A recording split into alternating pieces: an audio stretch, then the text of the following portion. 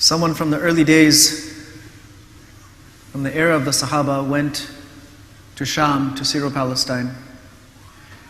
And there he saw a young man who was seated, and around him were seated the great people, the Sahaba, and learned people of that time. And whenever an issue arose, they would consult with him.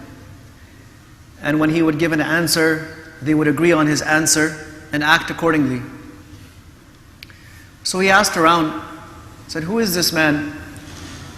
So he was told that this is Mu'adh ibn Jabal, the companion of the Prophet sallallahu alaihi wasallam. Mu'adh radiallahu anhu was just a young boy when he accepted Islam. And he was from the first people to come to Mecca from Medina and accept Islam at the hands of the Prophet sallallahu alaihi wasallam. Then he took it upon himself to stay in the company of the Prophet alaihi salatu wasallam and learn from him as much as he possibly could. And people will come to deen and the knowledge of deen with varying levels of ability, with varying aptitudes. And some people will take huge amounts, they will absorb everything. And other people will take lesser amounts. Mu'adh radiallahu anhu was one of those people who absorbed a great deal of knowledge from the Prophet sallallahu alaihi wasallam in a very short period of time. In fact, in the Prophet sallallahu alaihi wasallam's own lifetime, he alayhi salatu wasalam announced that from all my companions, the one who has the most knowledge about halal and haram is Mu'adh ibn Jabal radiallahu anhu.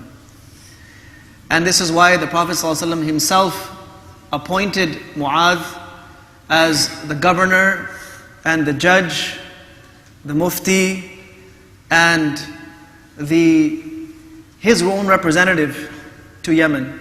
And the Prophet ﷺ himself walked with him out of Medina, even though Mu'adh radiallahu anhu found it very awkward that I'm seated on my animal and the Prophet ﷺ is walking. But Nabi ﷺ walked with him. He walked him long out of Medina, giving him advices. And one of those, during that conversation, he asked him, "So how are you going to make your decisions, O Mu'adh?" So he said, "I'm going to make my decisions based on the book of Allah subhanahu wa ta'ala." So the Prophet ﷺ asked him, "Then what if such an issue arises that you don't find it mentioned in the Quran? It's not clearly mentioned." He said, "Then I will look to the sunnah of the Prophet sallallahu alaihi wasallam." Nabi sallallahu alaihi wasallam asked him, "What if you don't find a clear answer in the sunnah?" Then he said, "I will use my ijtihad. I will put what I understand from Quran and what I understand from hadith together, and I will form a conclusion based on this." The Prophet sallallahu alaihi wasallam praised Allah and glorified him for having given Mu'adh radiallahu anhu that understanding. And then he also told him that, "Mu'adh, it's quite possible that when you come back, the next time you come back to Medina, you will not find me here, rather you'll find my grave here." And Mu'adh radiallahu anhu cried a lot, and that's exactly what happened. When Mu'adh radiallahu anhu came back, the Prophet ﷺ had left this world. So at a young age, these people achieved great heights of knowledge, of practice, of wisdom. And can you imagine how much confidence the Prophet ﷺ would have had in this young man to appoint him as governor and ruler and judge and teacher of an entire nation? So it goes to tell us that there is much more that we can actually achieve than sometimes we allow ourselves to believe. There is a great deal more than we can get out of our lives than sometimes we allow ourselves. And may Allah subhanahu wa ta'ala enable us to walk in the footsteps of those people and also become like them.